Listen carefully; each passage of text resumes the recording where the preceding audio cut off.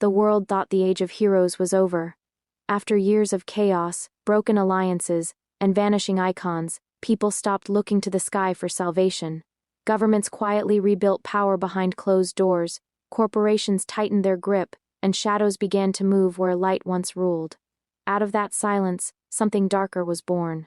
It begins with a classified transfer deep beneath a military facility. Armed guards escort a man whose identity has been erased from every database. His name is Robert Reynolds.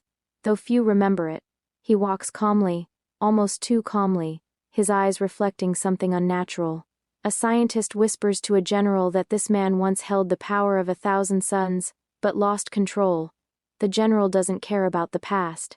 He only wants results. A weapon the world can't resist. Elsewhere, a different kind of meeting takes place. Norman Osborn sits at the head of a long glass table, his fingers tapping slowly. He's no longer the disgraced figure people once feared. Now he's rebranded himself as a savior, a strategist, a man offering protection in a world without Avengers. Around him sit individuals chosen not for their morality, but for their usefulness. Each one carries secrets, scars, and a hunger for something more. Norman begins by explaining the truth no one wants to admit. The world doesn't need heroes, it needs control, and control requires power that isn't bound by conscience. He calls them the future, the Dark Avengers. The first recruit arrives in chains, a woman known only as Carla Sofan.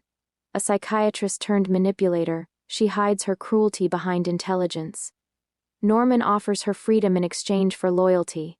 She smiles, already calculating how she can use him instead. Another member joins through fear rather than choice. A skilled soldier enhanced through experimental procedures, his body now a weapon but his mind fractured. Norman promises him stability, purpose, a reason to exist. Whether that promise is real doesn't matter. The soldier accepts.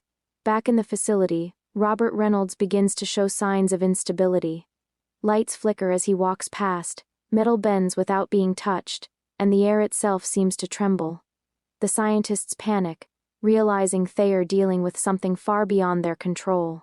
Inside Robert's mind, something is waking up, a voice, dark and relentless, whispering that he is not alone. Norman visits the facility personally. He walks into the containment chamber without hesitation, dismissing the guards. He looks at Robert not with fear, but with fascination. He speaks to him like an equal, telling him the world fears what it doesn't understand. That fear can be turned into power. Robert listens, conflicted. He wants to believe there's still good in him, but the voice inside grows louder. The void, that's what the scientists called it. A manifestation of everything Robert tried to suppress. Destruction, chaos, pure darkness. Norman doesn't see it as a problem. He sees it as an opportunity. As the team begins to take shape, Norman orchestrates their first mission. A public display, carefully planned. A group of mercenaries attacks a major city, causing panic and destruction. But it's all staged. Norman hired them himself. As chaos spreads, the Dark Avengers make their debut, arriving as saviors.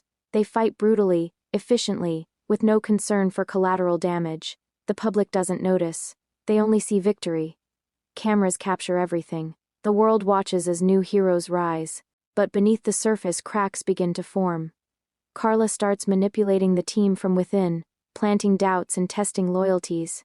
The soldier begins to question his orders after witnessing unnecessary violence, and Robert struggles more each day as the void pushes against his mind, trying to break free.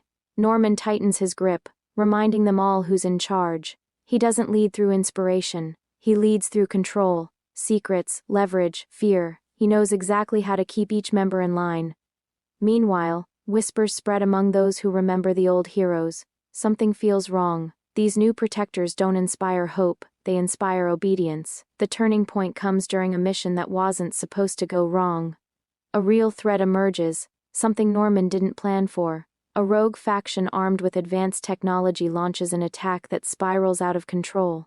The Dark Avengers are deployed, but this time, the stakes are real. Robert is pushed to his limits.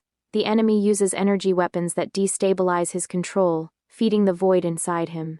The voice grows louder, mocking him, telling him to stop holding back, to let go. Carla sees what's happening and smiles. Chaos benefits her. The soldier tries to intervene, shouting at Robert to stay focused, but it's too late. The void begins to emerge. The sky darkens unnaturally, shadows stretching across the battlefield. Robert's body starts to fracture with energy, his eyes turning black. For a moment he fights it. Memories flash through his mind, fragments of who he used to be. But they are not enough.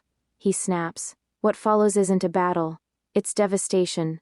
The void tears through everything in its path, friend and foe alike. Buildings collapse, energy surges ripple through the city, and the Dark Avengers are forced to retreat. For the first time, Norman loses control. But even in failure, Norman sees opportunity. He immediately shifts the narrative, blaming the destruction on the rogue faction. He declares that sacrifices are necessary for safety. The public, desperate for protection, believes him. Behind closed doors, however, the team fractures. The soldier confronts Norman, accusing him of using them. Norman doesn't deny it. He simply reminds him that without him, they are nothing. Disposable. Carla begins to play both sides, secretly planning her own rise. She knows Norman's empire won't last forever. And when it falls, she intends to be ready. Robert is contained again, but barely. The void whispers constantly now, no longer hiding. It tells him the truth he's been avoiding. That he was never meant to be a hero. That darkness is his true nature. Norman visits him one last time, standing outside the containment field. He doesn't look angry. He looks intrigued. He tells Robert that next time, he won't try to stop him. He'll unleash him. Because fear is the ultimate weapon. As the world celebrates its new protectors, unaware of the truth, the stage is set for something far more dangerous. The Dark Avengers aren't here to save the world. They are here to reshape it. And in the shadows, something even worse is waiting. Watching. Learning. The age of heroes may be over. But the age of darkness has only just begun.